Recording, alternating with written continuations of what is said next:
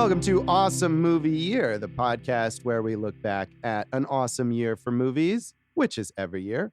My name is Josh Bell, film critic and writer, and I'm here with my co-host. I'm Jason Harris, filmmaker, comedian, teenage heartthrob. Sure. Are you on the cover of Tiger Beat? It was me and both the Lawrences, Joey and Matthew. Lawrence, wasn't there a third? There's probably Lawrence? a third, the little Andy? Lawrence. Is there an Andy Lawrence? I'm sure there is somewhere. All right. But JTT was in there from time to time, and bald Jason with his giant beard. It wasn't me now. it was when you were a teenager. I was a teenager. It would be weird if I was a teenage heartthrob now, Josh. I mean, it would be also weird if you were a teenage heartthrob when you were a teenager, considering that you were just a normal weirdo teenager. Yeah. How many copies of your issue did you buy? Tiger Beat? Yeah. Well, I mean, autographed. I would sell them to myself after I autographed them to make money. I never seem to make any money that way. So that's crazy. Yeah. Well, in this season of Awesome Movie Year, we're talking about the films of 1989. And in this episode, we're talking about the Sundance Film Festival Grand Jury Prize winner, True Love, which is a movie that neither of us, I think, had even heard of before we prepared for this season. I knew nothing about it, Josh. Yeah, it is.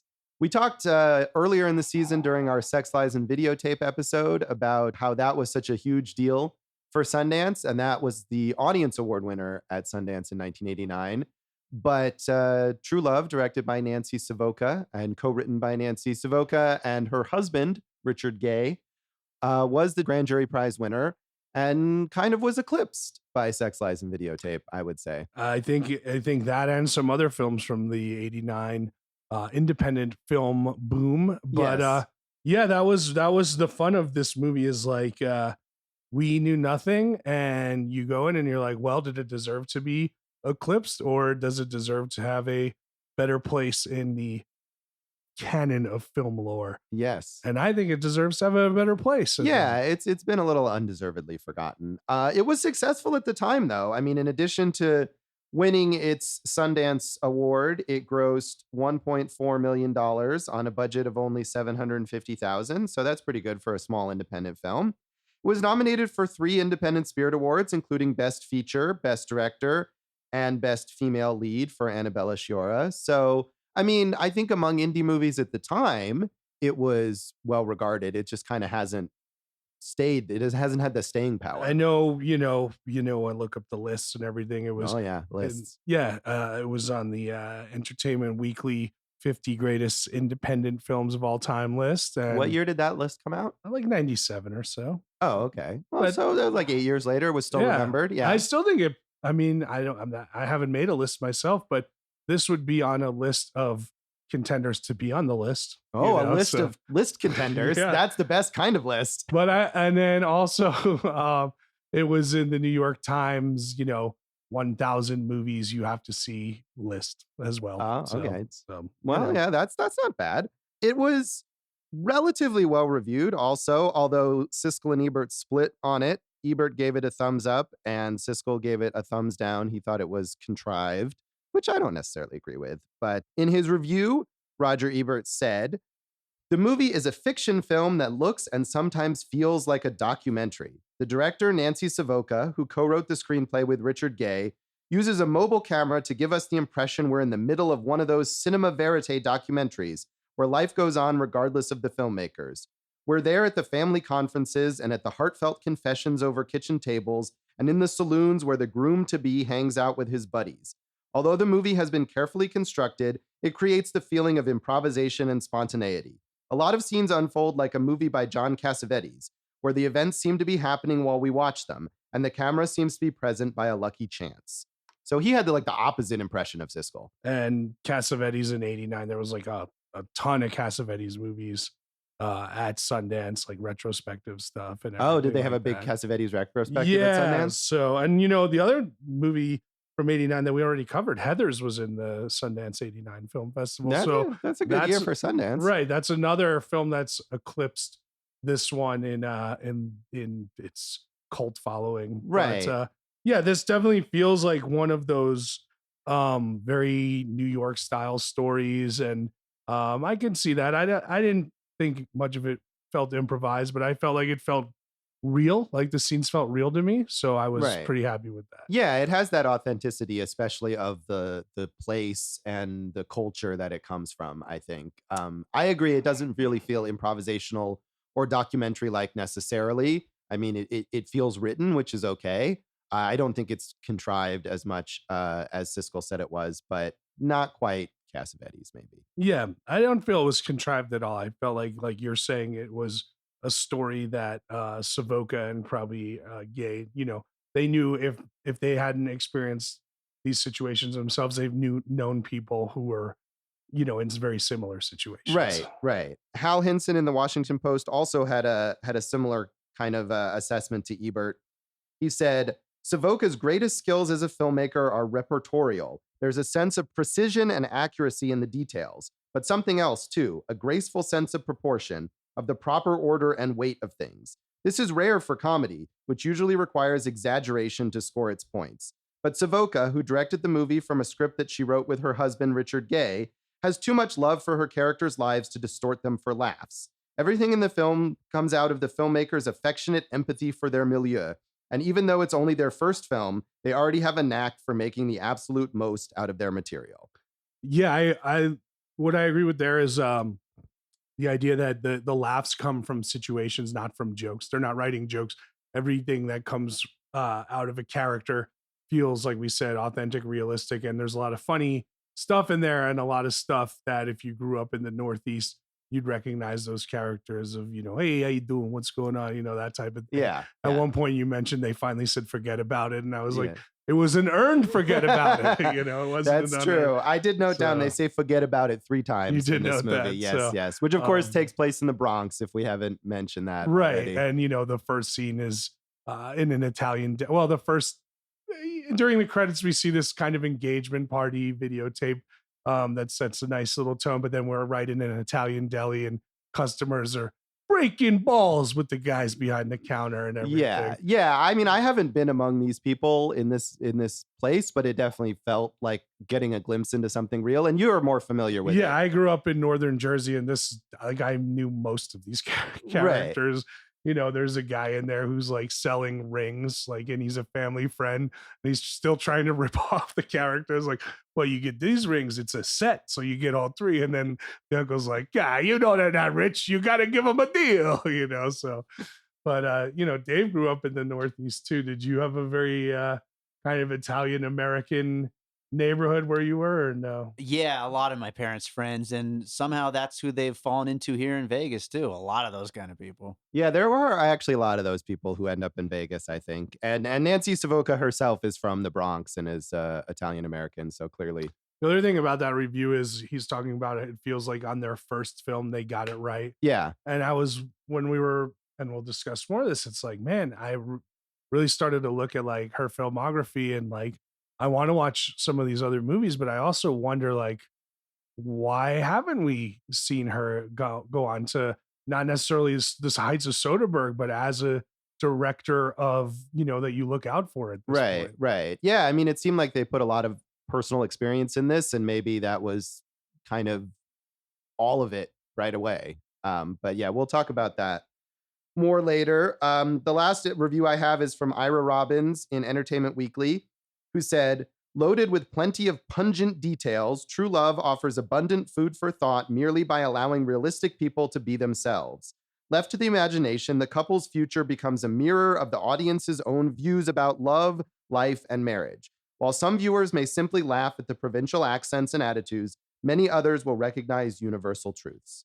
And we're talking about the married couple, or the about to be married couple, played by Annabella Sciorra and Ron Eldard. First film roles for both of them, if I'm not mistaken. I doubt you are mistaken. Yeah, there's good chemistry there, and you could see with her, especially, like, she's definitely an actress that's worth watching going forward. Yeah. She was the one who was singled out, I think, more often in these reviews, not in the parts that I excerpted, but in other parts. So it was definitely a good debut for her, and maybe even more so than for Nancy Savoca. So obviously neither of us seen this movie before. I had never heard of it. Yeah. I was shocked, like, so like you were saying, like Sex Lies was that movie of that time. And then we were talking about like 1989, also New York. The story of New York of that time was Do the Right Thing. So it's like, did it get lost in this very influential New York kind of indie movie and this very influential, you know, uh, indie boom movie? And I think that's what happened is it got kind of wedged in between those two somewhere. Yeah, it was overshadowed, I guess, by movies that do similar things. And I mean, talk about those two movies, Steven Soderbergh and Spike Lee go on to become, two of the most acclaimed directors in American cinema history. And Nancy Savoca is kind of left behind. She's a working director, still working. Richard Guay's produced some good films, Right. but But not at the heights of those other right. two. Yeah. Certainly. Yeah. So had you heard of this? I had not. I mean, I would have assumed when we were talking about covering this year that Sex, Lies, and Videotape was the grand jury winner because that's what Sundance is known for in 1989. So, no, I had no idea. I had not heard of Nancy Savoca. Obviously, I'm familiar with some of these actors, but more as, just kind of working character actors, like we were saying. So, yeah, I think this is a movie. It was tough for us to get it. We had to get I still do subscribe to Netflix's DVD by mail service, and Thank that's how we goodness for watched it. that, yeah. Yes. But there's no other way. We couldn't find it anywhere streaming. We couldn't find it at the library. Right. There was really, if we didn't get this, we would have had to cover something else. Right. But like you had mentioned, I mean, not only is Sex, Lies, and Videotape like synonymous with Sundance 89, but I mean, I think for film people, if you say Sundance Film Festival, what's the first movie you think of in the entire history? Yeah. I think Sex, Lies, and Videotape is the top of that list for many, many people. Yeah, it did really kind of go hand in hand with Sundance becoming a big deal. And so this is a movie that you're not just going to come across this movie. You have to seek it out. And we did, but probably not a lot of people are going to. That was part of the pleasure of it. Was it's fun when you find like a lost gem. I know in college we had watched Superstar by Todd Haynes. Have you ever seen that? I haven't. That's a movie I know that's still like not legally available. Yes, it's not, but that didn't stop us. Right. It's his Todd Haynes unauthorized biography pick of the Carpenters, all made with Barbie dolls. Right. And, it feels cool when you can kind of track these movies down. And I mean, that one you could see why the Carpenters might not like it so much. Right. I mean, this movie you don't have to pirate it. You can find it, but it's definitely tough. Takes the effort. And she has another movie called Household Saints, which I think was probably her second most critically acclaimed film, about 3 generations of Italian American women. And that's another one that's almost impossible to find. Yeah. At this point. Yeah. It's tough. I mean, I think it's tough for someone to build that career and build that acclaim if people just aren't able to see the movies. Yeah, you wonder why. How could that happen to 2 of her movies? Like, is Yeah. there some type of ownership dispute? Or I mean, it happens to a lot of movies that just don't. They fall through the cracks. Any other background info that you found? I know there's not a lot on this, but you mentioned those nice awards that it got, and it also won the San Sebastian International Film Festival that year. And I don't know anything about that festival, but it's in San Sebastian. Where is that even? Spain. Oh, well, that's nice. Well, hopefully they got a nice trip to Spain out of it. Yeah. So, that's it. I think Savoca at this point, probably best known for If These Walls Could Talk, would you say? Yeah, we'll talk more about her career. But first, we'll come back and talk our general thoughts on True Love.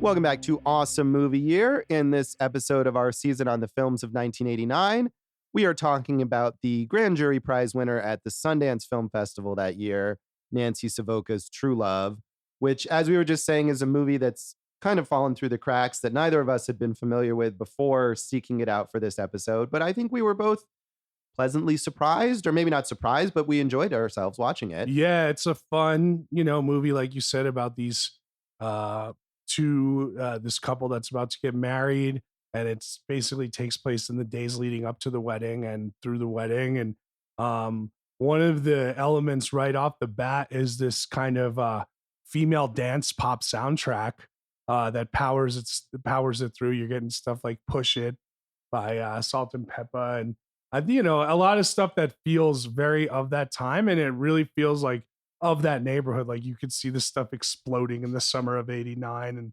and so they did a great job, like with the tone, and like you said, with the place as using the environment to kind of like you said, this could be a walled off, bubbled in community in the Bronx. Right. But I feel like a lot of these characters would feel like this is the entire world, right? Right, and I think Like, that's part of the point of the movie is that none of these people ever think beyond their community, and that's why these two people are getting married. Because hey, he's in the community, she's in the community. They started dating. That's what you do. You don't look outside for anything. right. And she even at one point when she's having second thoughts, she's like, she realizes if she calls off the wedding, she would lose her whole life there. She doesn't think she could live in the community anymore in the neighborhood, and she'd have to move upstate. And, it's almost like she'd rather be trapped in an imperfect marriage and still have her friends and her, daily routines than have to start all over somewhere else. Right. I mean, I think there is a real sense as this movie goes on, and like you said, we're leading up to the wedding. It's a few days beforehand as these two people kind of get prepared, and you really get the sense that neither of them really want to go through with this or know exactly why they're doing it, other than that they're expected to. I mean, I think at first you come into the movie and you think, oh, they are in love, and one of the first ways you see them is they're trying to find some time to be alone together, and that they're definitely into each other. But as the movie progresses, I think you get the sense that maybe it's not that they're not into each other, but they're not really a good match. It's not a perfect fit, but what is, right? But yeah, but I mean, it's more than just that. no, I agree. But even when you're talking about when they try to find that time alone together, they babysit Michael's niece, right? I think so, yeah. And it's like a big deal for Donna's character, and she's getting them like special food for the night and making all these plans, and they're kind of fooling around a little after the kids go to bed, and then like Michael's friends like show up outside the window, and like he leaves, and oh, I'm gonna go hang out with my friends at the bar, and it's like that's something you don't realize at the time, but an early indicator of him just not being ready for this next step of life. Right. I mean, he wants to hang out with his dumbass friends far more than he wants to spend time with his fiance. I mean, His Goombas. yeah. Like not only that night, but we get the sort of two big arguments related to this. One is his bachelor party, where she insists that after the party is over, they spend time together, where she seems like she's like, that's the one night you let your guy kind of go do his own thing and you don't worry about it. Yeah, you and I agreed that she was in the wrong there. Yes. But then at the wedding, after they got married, he still wanted to go out with the fellas. Yeah, you can't go out with your buddies on your wedding night. So he's definitely wrong there. Yeah, and it's just like these two are I know in that one review you're like, oh, it's a reflection on how you see love and marriage, and that you kind of build the ending in your own head. But like I feel like they were doomed, and I thought the filmmakers did a good job of subtly building towards this relationship that will not work. I'm over here making notes for my wedding later on this year. So yeah, definitely thanks, don't go out with your buddies on your wedding night. Yeah, good Do thing. this, right? Goombas, and then put a circle and a X And through it. yeah, no Goombas. Yeah, I mean, I think that's one of the strengths because, like I said, at the beginning, you kind of think, or maybe I kind of thought that this would be a story about the community pressures and these two people kind of trying to find their own way because they are connected and the community is all not trying to tear them apart, but kind of trying to dictate how they live. But it's really about how they're not matched together. Yeah, because the properly. community's supportive, I think, in the whole way. I mean, even the dad played by Vincent Pastore in an early role, who looks like he could be Annabella Sciorra's older brother. I looked this up because you kept saying it as we were watching it, and he's only 14 years older than her. Yeah, so he started early. Exactly. And they do say, her parents say in this movie that they got married young. That's one of the plot points that her mom, kind of confides in her that she and the father had to elope because their marriage was not approved. Can we just say, Vinny Pastore rocking the curls like our man Dave over here? Once again, bringing up my hair. Yeah, I feel Dave's like is much thinner. Yeah. This is a bad comparison. I know you're now looking for ways to compare Dave's hair to things, but you don't. I feel like in this case, it doesn't look that similar. You don't nearly have the luscious hair of Vinny Pastore, the voluminous hair of Big Pussy. So I got to do a better job with my upkeep. I think it's not going to happen, and you're going to get less and less as the years go on. Spoiler alert for your hair. But as they're driving to the wedding in the limo, he says, if you want to call this off, you can stay and with us and all this and that. But yeah, so I mean, I think the community was supportive, and she just got it in her mind, like, hey, man, this train's already rolling down the track, Right. and he did too. Yeah. Because he is always looking for that type of out. He's talking to his friend at the bar, and is talking about getting caught in a loveless marriage, like Crazy Ray, one of the neighborhood guys. Right. Crazy Yeah. Ray. The guy who they realized that he's been so much happier and more upbeat lately, and they didn't know why. And it turns out it was because his wife died. Yeah. And his buddy's like, you got to cool out, bro. This is not your life. Stop comparing your situation to Crazy Ray's situation over here. So yeah, I mean, it was a good story, and fun little side characters. I thought they were all kind of fun. All the little friends and sisters, and the Goombas and all that. Right. Yeah. I mean, that's one of the best things about this movie is, that sense of the community, and that it's full of all these people, and everyone's kitchen is always full of people, and you don't know exactly who they are. They're relatives, they're cousins, they're just people from the neighborhood who are hanging around. And, again, I think that's part of why I thought at the beginning of the movie it would be about these two people trying to carve their own space for their relationship. And that's really not what it's about. And you realize as the movie goes on that they both have much stronger connections with those other people as in the community than they do with each other. Yeah, you're right. There really weren't many other choices for either of them, though. Right. From the characters that we saw. I like the language when they introduce certain characters, like when Mikey, is one of his boys, goes up to the window and is like, "Boo, boo, boo," making this sound. And is like, who's that? And he goes like, that could only be one asshole. Right. And Donna's sister has a great intro line. You see her on the phone, and like she's on a payphone, and she just says like, I don't know why this guy's got an attitude problem. He's like, all fucking guys, fucking idiots. And like, that's how you meet her. It's just, good, tough-minded, even both male and female machismo running throughout the film. Yeah, I think so. I mean, it's definitely what we think of in this Italian-American world. And one interesting thing, it was noted in one of these reviews in a part that I didn't quote, but I forget which one it was, but basically saying that you watch a movie like this about these kinds of people in this kind of neighborhood, and you just assume it's going to be about the mob, and yet there's no criminal element here at all. No, and so, to my knowledge, like I grew up, like I said, in a very mixed neighborhood, and there was never any of that. You'd go to the airport and you'd see like, guys.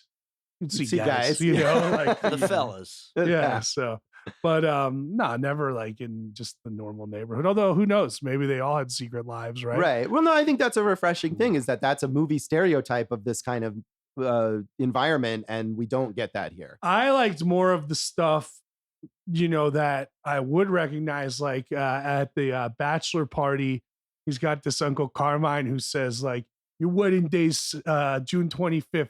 I've been playing 0625 on the lottery every day for the last month in your honor. Like that's some great thing he's doing for him or whatnot. Right. If I hit the numbers, I'm gonna, yeah, really go big. Yeah, you're doing that the Italian hand gesture there, the pinch finger. A lot of talking with the hands. A lot of that, It's exciting that the Italian hand gesture emoji has been recently announced. Wow, that is exciting. That's gonna really, I think that's what'll help this film be rediscovered. How about, I thought one great sequence was when Mikey did go to the bar late at night after the bachelor party, and he was drunk, and he started dancing with just the lady there. Yeah, the lady and she has a great sequence before that with her boyfriend. Yeah. Who is also someone else's boyfriend, or they both, I think, also have other relationships. Right. She's asking him who this woman is to him, and she says, well, what about you? You got this guy. And he goes, I broke up with him. And she's like, no, he dumped you. Right. He now doesn't want to date her because she's been dumped by her other guy. Right. But the only reason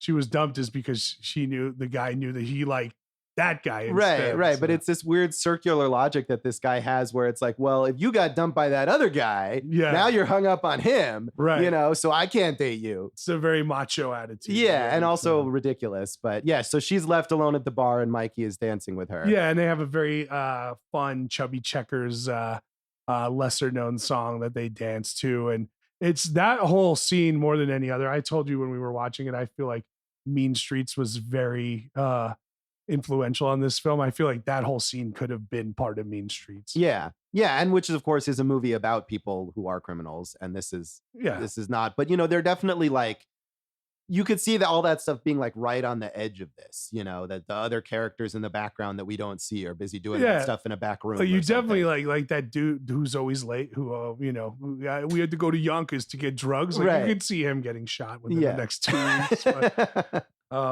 I liked I really thought there were only two things that didn't work for me in this movie. Yeah. One was the side story with this character with Donna's best friend JC, who was like basically like a mom to her younger sister. And you see this guy Brian who like has a crush on her, and early it's one of the first scenes he's like, his friend's like, go talk to her, and he finally talks to her, and then like within like 2 or 3 scenes he's asking her to marry him. And yeah, like, that was a weird bit. And then he gets all offended when she says no, and I think we're meant to like sympathize with him on that, but no. Yeah, they kind of make up at the wedding, but who cares? Like, right. I mean, they're trying to, the filmmakers are trying to give a subplot of some kind. And yeah, it did feel a little stunted. I felt like, I didn't feel like this movie was contrived, but I did feel like it was maybe a little abrupt in the way it brought up some of the conflicts, like even between the two main characters, where it starts out and they seem happy, even though, like you said, there are some cracks, but suddenly with the bachelor party thing, that is this argument where, again, she's like obviously wrong, or even later at the wedding when he's obviously wrong. And it seemed like maybe they were pushing a little too hard to have this be like a relationship ending thing. I thought both of those were set up well. And those to me were microcosms of just bigger problems that they're going to have, where, his mindset of what a marriage is versus her mindset. Because he even like when they're fighting about, going out, him going out on the wedding night, he even says like, I had the right idea tonight. And, all she says back is like, it's our fucking wedding night. Like that's all she should need to say to him at that point.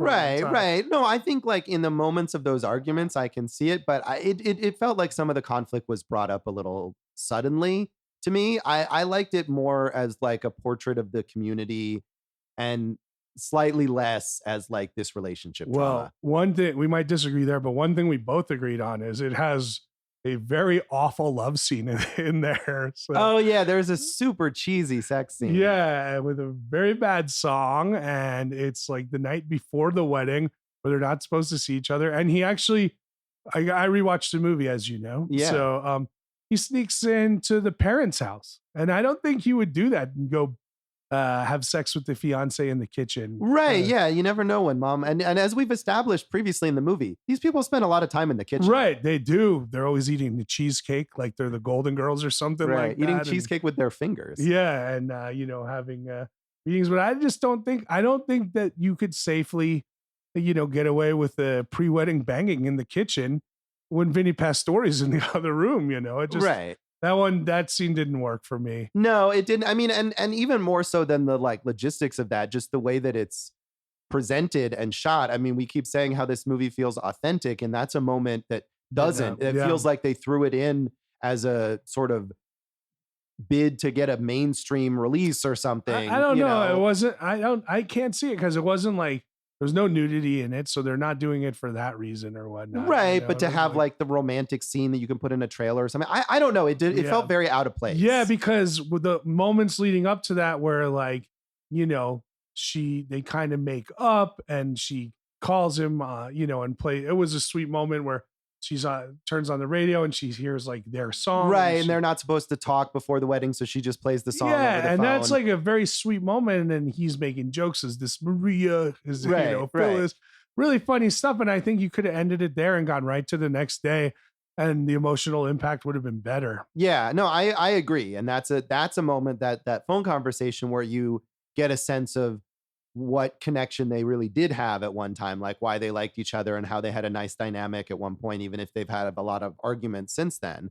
So yeah, that's definitely a low point in the film. Yeah. When you're talking about this portrait of the neighborhood, I definitely like, you see like these middle-aged Italian women sitting around, like Donna's mom with her friends, and she says, one of, ever since he got the VCR, he's renting dirty movies all the time, right? He came home with Deep Throat the other night and I told him not to get any ideas. And it's just like fun stuff like that. Yeah, and then of course they watch a porn on like 16 millimeter film or something at the bachelor party that the uncle has like dragged out of some closet somewhere. And the old guy from the deli's there, the guy who tells Mikey to get a good look at your fiance now, because when she has a kid, she's gonna blow up. Yeah, yeah, a lot of things that you definitely feel like are authentic to the neighborhood. Still to this day, I'm sure. We should mention, however, that despite this movie being very much about Italian Americans, Mikey is only half Italian. He's also half Irish. Yeah, got some Irish there. So yeah, no, that's not really. I thought that could potentially be more of a plot point like The Clash, but it really doesn't come up barely at all. It doesn't, but I think you're right. It could have. Let's talk about the ending of the movie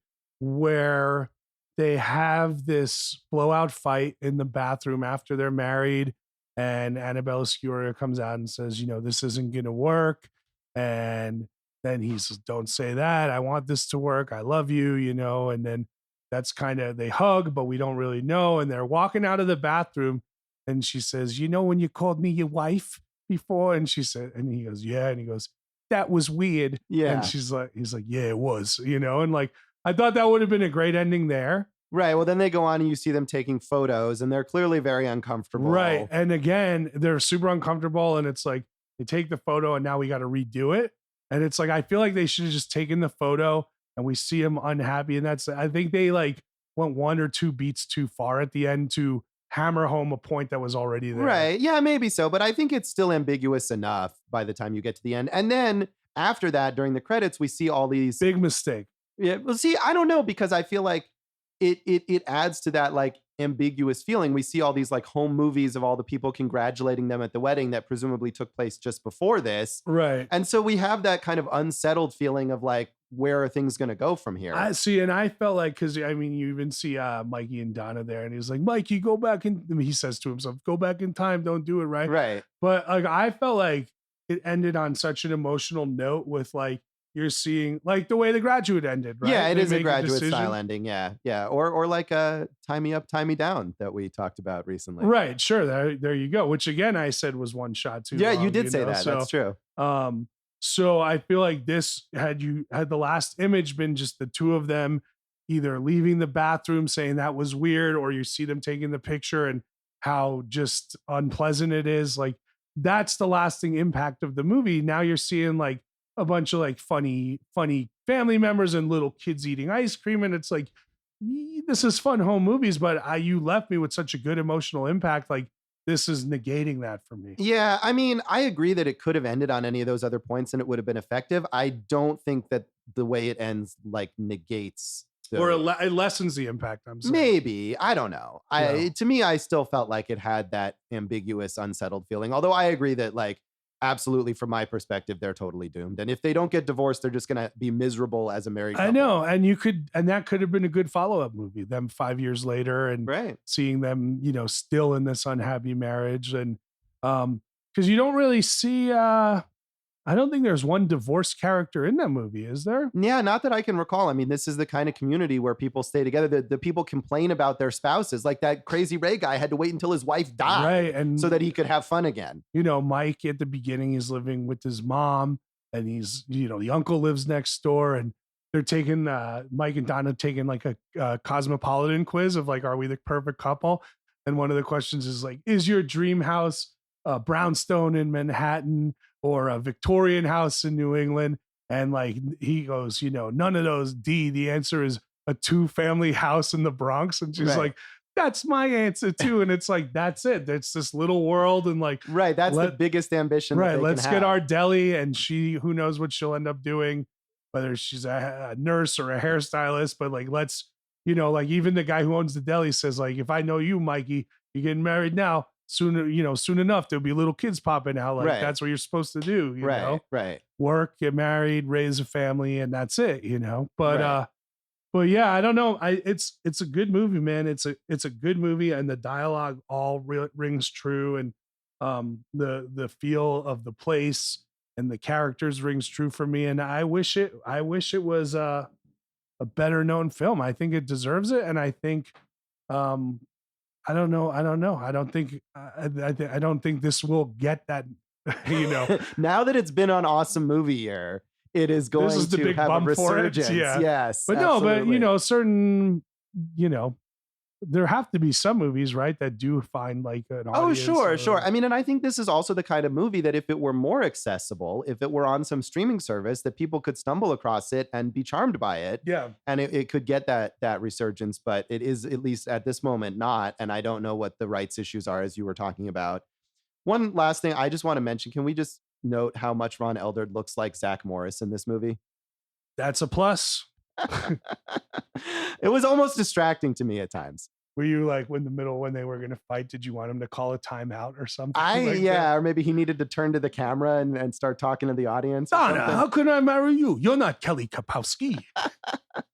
So that's my main thought about Ron Eldard. He definitely, like, performance-wise, I think she brings more depth than he does, but they're matched all right. You know what I like about her so much is, and I think you see this throughout her career, there are so many moments where she could go big, where she underplays it. Yeah. You know, where she's angry and like she's so quiet, and it's tough. It's like you're like, man, this is a tough woman. This is gonna be a tough fight for you to win, fella. You know? Right. But, Yeah. I think she does that, whereas maybe he's a bit broader, and maybe part of that is that his character is meant to be maybe not the smartest guy in the world. And look, he's like you said, he's an Italian Irish guy from the neighborhood, Right. in his mid-20s, right? Right. I think that's what he played, and he played it well. Yeah. No, he didn't do a bad job, but I definitely think she stood out a little more than he did. I mean, even the guy who owns the deli, who's a funny character, who's just yelling at the other deli guy, like, "What are you, a fucking idiot?" You know, like that. Right. But he's telling him like, well, you know, we're gonna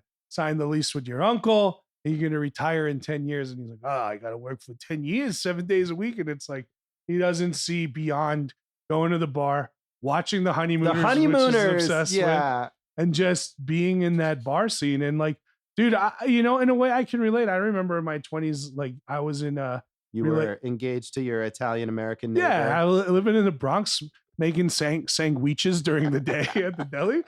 No, but I was in a relationship in my 20s, and she was a good and devoted girlfriend, and I should have just been like focused on that. And I was always like, I want to go to a bar and hang out with like a big group of people tonight. And it's like, you have to get more mature. Like, I'm sure like in his 30s, he'd be like, you know, man, I kind of blew it with this lady or something. Right. Or he'll be married to her in his 30s, and they'll have 5 kids, and he'll just resent her. I mean, it seems like that's where this movie is going. Either way, you know, it's not good. Yeah. No.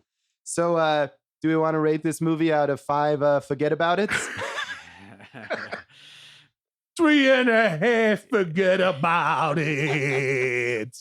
I'm not going to do the voice, but I'm going to give it 3. I liked it, but not as much as you liked it. But we both liked it an ample amount. Yeah. And I do agree that it's worth rediscovering, especially if it gets more widely available. But even if not, try to find the DVD. It's worth seeing. Yeah, sign up for the DVD program on Netflix. It's all the rage. I recommend that anyway, really. That's where you can get movies that aren't available anywhere else. So we'll come back then in a moment and talk about the legacy of True Love.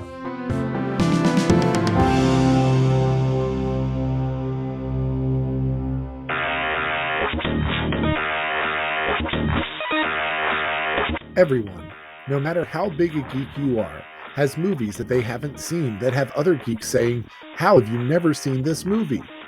Well, we're here to help. At the Now You've Seen It podcast, we help you fill those gaps in your geek cred one movie at a time. Each episode, a guest who is watching the movie for the first time joins our rotating cast of hosts and panelists to discuss the movie and compare seeing it through fresh eyes versus seeing it with eyes filtered through the lens of nostalgia. You can find Now You've Seen It on Facebook at facebook.com/Now You've Seen It, no apostrophe, or wherever you get your podcasts.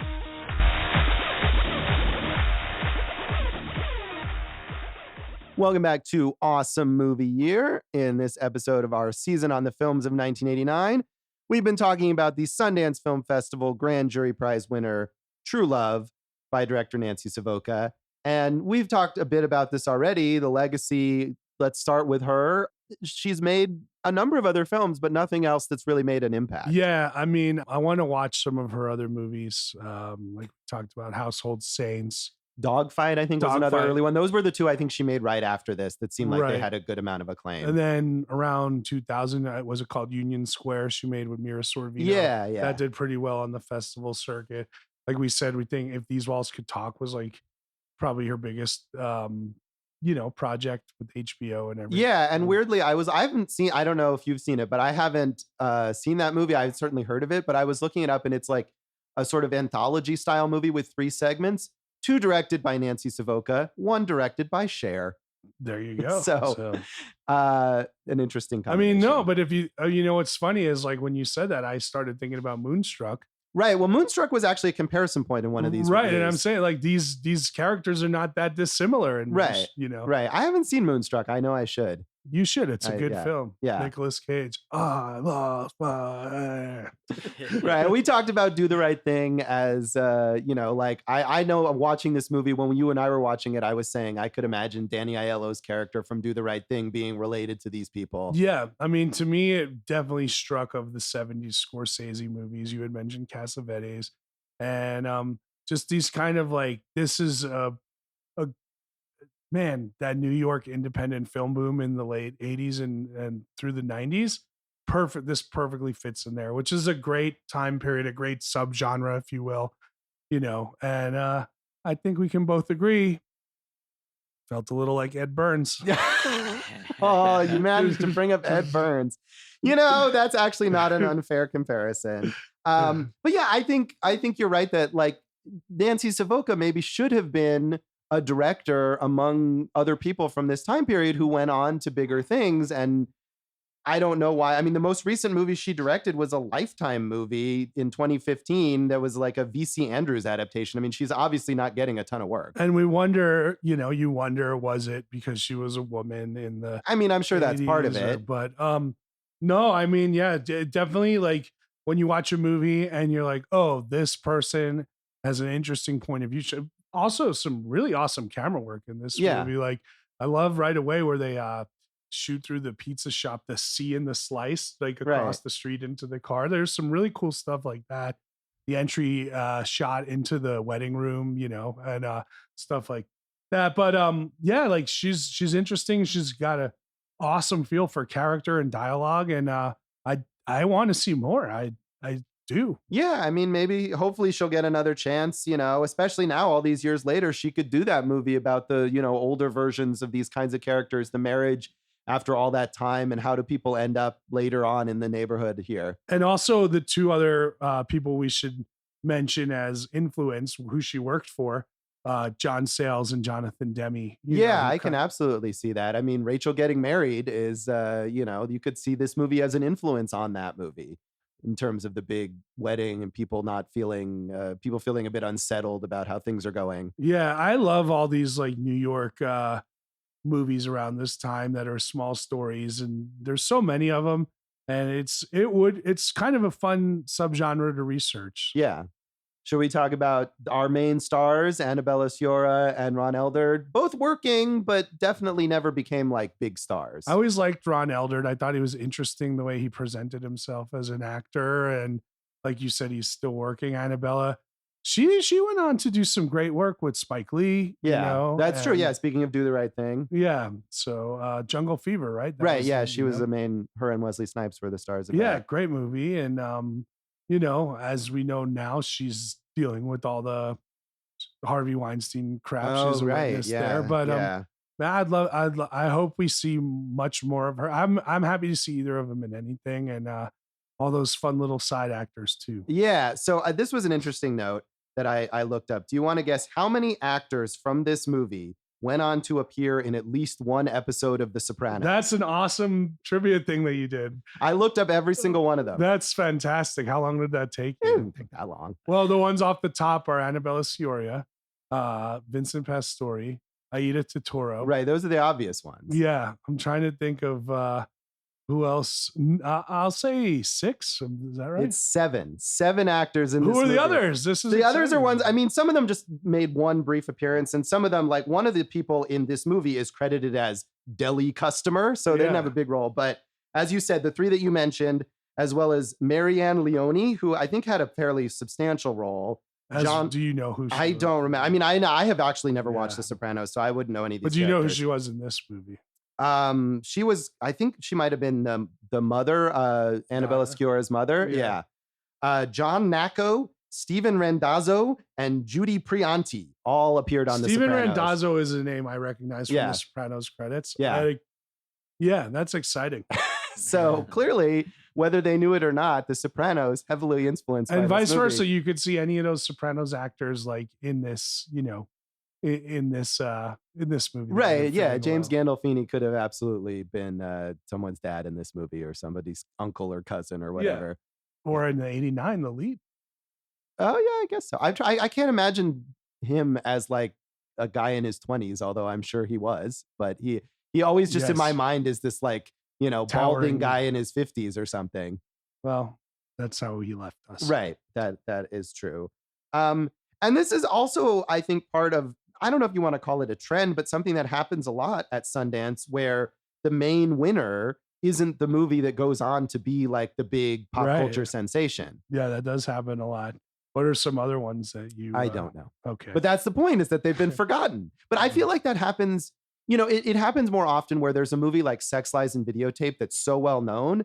And if you look back at like, oh yeah, that movie was at Sundance and it was such a big deal at Sundance, and you look at that year of Sundance, and then like some other movie that you've never heard of was the actual winner. Well, that's a lot to do with like, what we think the taste makers will say the mainstream audiences will want. Like, this year we know that the Andy Samberg movie broke the record by like 69 cents. Right, but that wasn't the jury prize winner. Right, that's just something they watch. It's like, oh, that's going to be the movie that people want to see. Right. So it's interesting, I think, and I'm sure it makes up to like who is on the jury in a given year and what their particular tastes are. But it's just that interesting contrast. I agree with what you're saying, but I don't know that this many of them get this far lost. No, well, I mean, also this is early. I mean, this is like the 5th year or 6th year of the festival. Like, it's had a lot of time to get lost. A movie from a few years ago that maybe didn't turn out to be much of a big deal is probably at least still around. It hasn't fallen off yet. But there are definitely other movies like that. So any other thoughts on the legacy of this film? I think we pretty much covered it. Yeah, just a good piece overall. Yeah, I think we would both agree, like you said, if you can see it, give it a shot. It's worth it.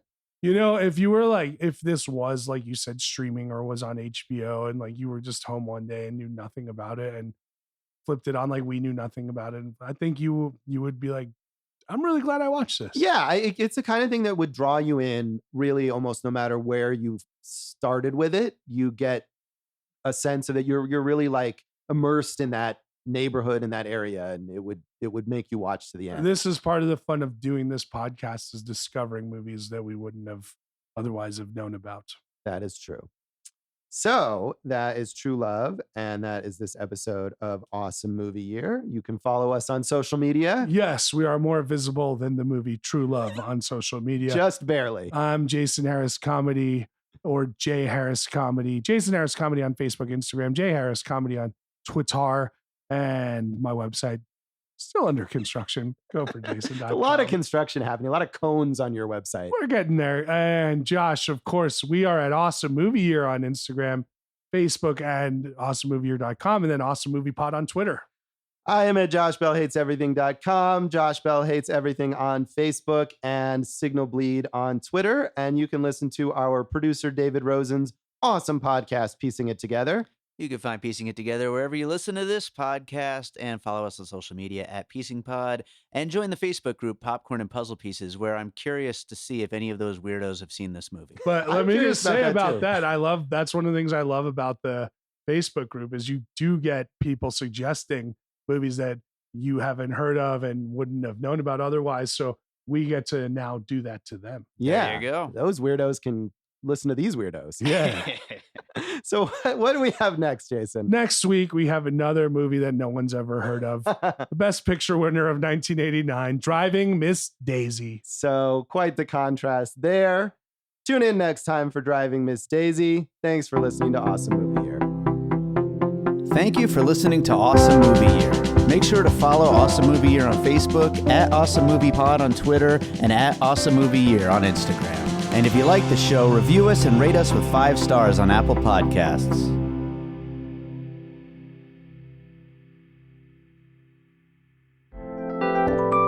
And all points west.